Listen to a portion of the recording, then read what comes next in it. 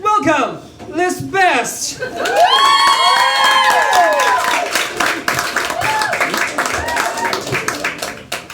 Hi guys. I'm also Liz.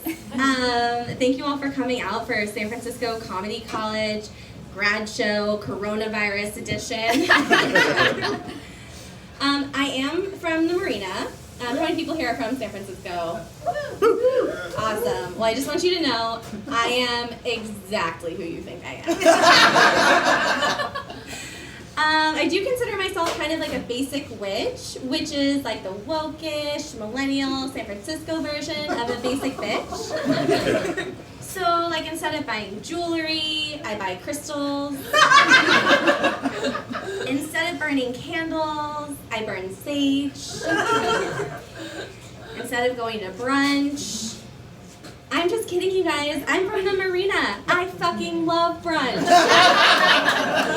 I actually think that this is a very good weekend to go to brunch in the city. I think it's kind of like Burning Man, where you can get reservations almost anywhere you go.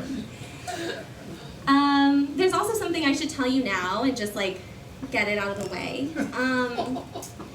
I've had 2 different psychics tell me that I have a boy child ghost with me. So, like, he might be here now. Like, he's definitely here now. I feel like I should get a 3rd opinion, but that would make it real. Someone told me that I should name him, which I was a bit reluctant to do, because that also makes it real. So I named him Chad, because I live in the Marina, and I want him to fit in. I do think maybe he's been in the Marina like a little too long, though, because he started calling me dude. Might be time to move. I do think that I am the only person who has ever quit their tech job to move to San Francisco. It was really cool though. When I first got here, I was working at this nonprofit focused on issues like women's empowerment and climate change, which was awesome because I got to work with people who like really cared about the issues that I really care about, but like not enough to stop eating meat. It is hard though doing what I do because on the one hand, I'm like, fuck the patriarchy. And on the other hand, like, I kind of want to fuck the patriarchy. I do use the term patriarchy loosely though, because I'm kind of a sucker for a guy in jorts. I'm sure you're all wondering what I do now. Men are just constantly asking me about my career ambitions. I'm just kidding. Men are constantly telling me about their abs. And I know what you're thinking. Obviously, I'm a tobacco executive. I'm just kidding, I'm not actually a tobacco executive, but for a hot second, I was the director of social impact at Juul. So everything is my fault. I don't know if you guys have seen the meme floating around the internet that's like, be the CEO that your parents always wanted you to marry. For me, it was like, be the drug dealer that you kept accidentally falling in love with in college.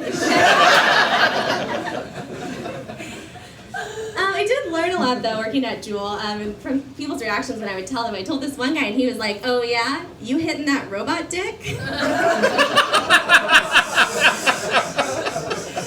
was like, I don't think that's what people call it. He's like, that's what my brother called it to me, and I was like, okay, let's Urban Dictionary this. So I looked it up and it turns out that robot dick is actually a term that hipsters use to refer to their metal vaporizers when they are using them to come out as gay. So we both learned something that day. I am kind of bummed though. I feel like working at Juul has really ruined my long-term career aspirations of being a very popular suburban mom. It's cool though, guys, because now I'm a life coach.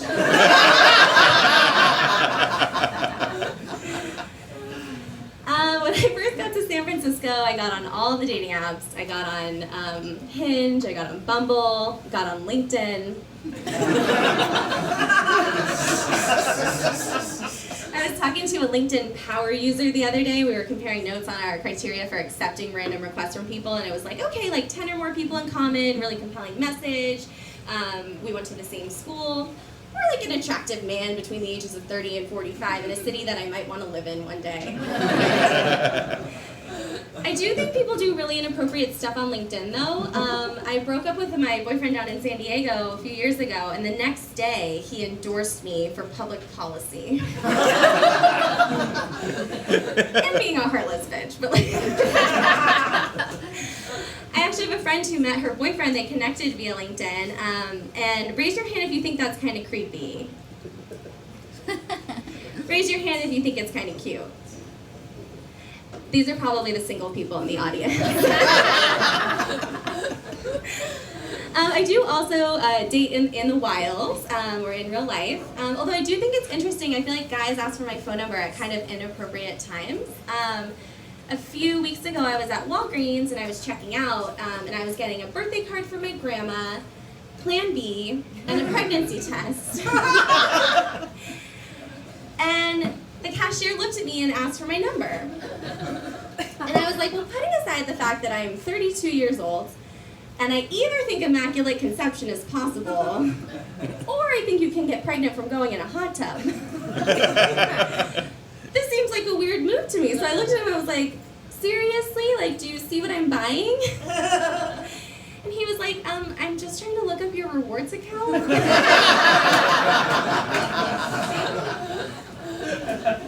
They do say that if you want to fall in love, you should fall in love with yourself first. I do believe in that.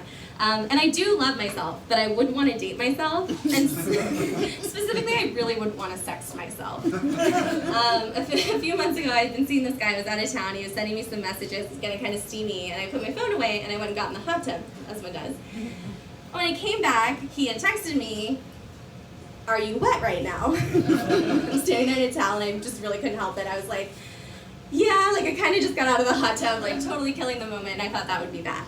And he was like, "Tell me more." Like shit. I was like, well, I just got out of the jacuzzi. I sat pretty close to the jet. I really hope I'm not pregnant. He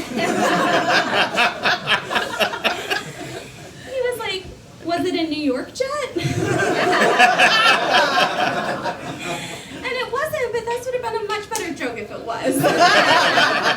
All right, that's my time. Thanks, guys.